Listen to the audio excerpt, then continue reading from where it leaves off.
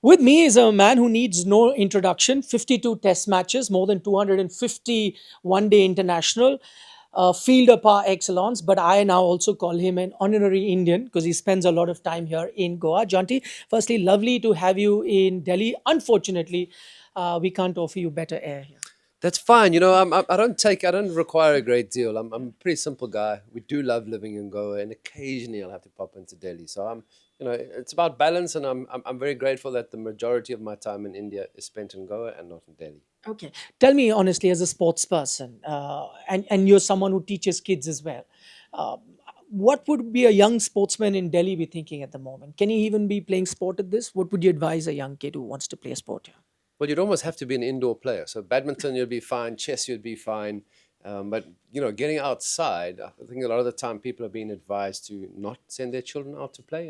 And the reason we've gone to go is that we have a similar scenario in Cape Town where we have the ocean in front of us, we have a mountain behind us, and our instruction to the kids are just don't come inside.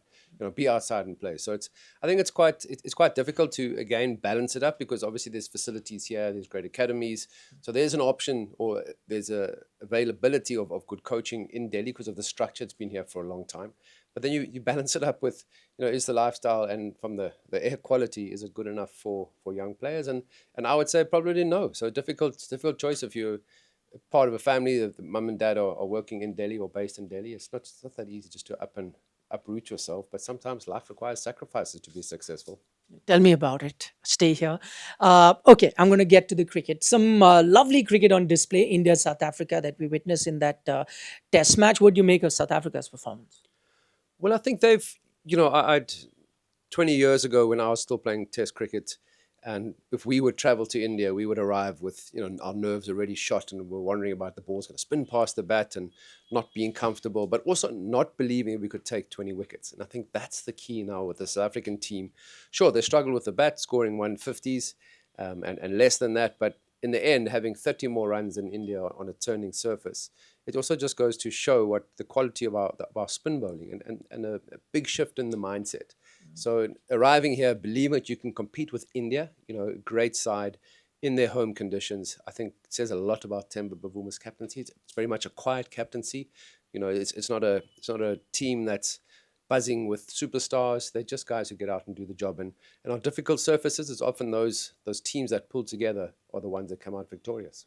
There's a big debate in India, and we oftentimes debate about, on those turning tracks like the one we saw in Eden Gardens, how would a Sachin Tendulkar or Mohammad Azharuddin perform?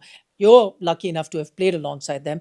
Do you think the pitch was so bad that probably even a Sachin or a Dravid or a Azhar would struggle? Or you think that the current generation, because of a lot of T20 cricket, sometimes found wanting in their technique? Well, it's too easy to go back when we used to play cricket, those guys. The key with us playing Sachin Tendulkar, even in South Africa, he was the prize skill because he had the technique to adapt and play pace really, really well. So, he does stand out head and shoulders in a generation of players playing on any surface because his technique was so strong. So there's a lot to be said for the correct technique because to play Test cricket, you have to survive. It's not just about scoring runs or the ball hitting the bat and scoring runs easily. And that's why it's called a test. It's a real attrition. It's a real test of not only your cricketing skills but your mental ability too. And guys like Sachin would, they had the technique that would allow them to adapt to any of the conditions. So easy for me to say, yeah, they would have done really well. But again, he was a generational player. Not that easy. Not everyone was as good as that. Last couple of questions. Now, I called you an honorary Indian, but at heart, there you're a South African.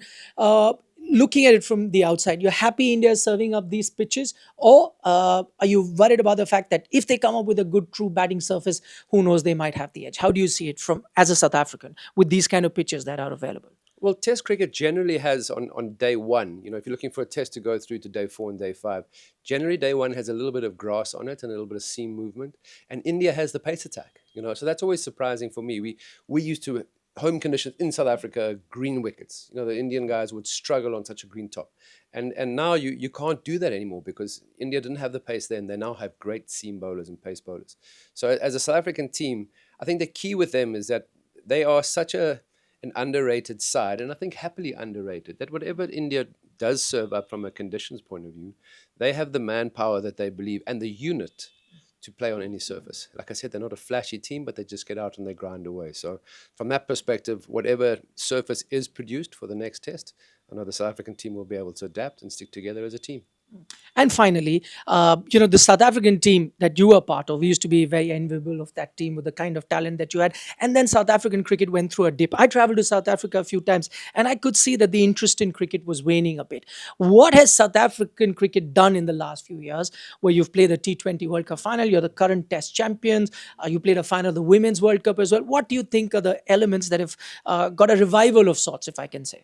Well, the biggest difficulty we have as cricketers in South Africa is the success of the rugby team. You know, we have consecutive World Cup champions, the South African rugby team. They have such a dynamic and personable captain, Siya Kolisi, and there's a huge following for rugby. You know, in India, it's very much reversed. The majority of the following is around the cricket, and the other sports are the ones that are getting a little bits of, viewership, a little bit of sponsorship.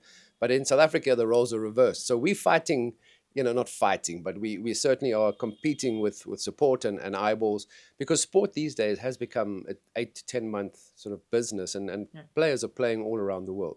The national team is. So I think that getting to the final for the women in the World Cup, it's a great final for me. India playing against South Africa, and it was, somebody had to win it, and I was in Goa at the time, so Team Blue was great to see them celebrating.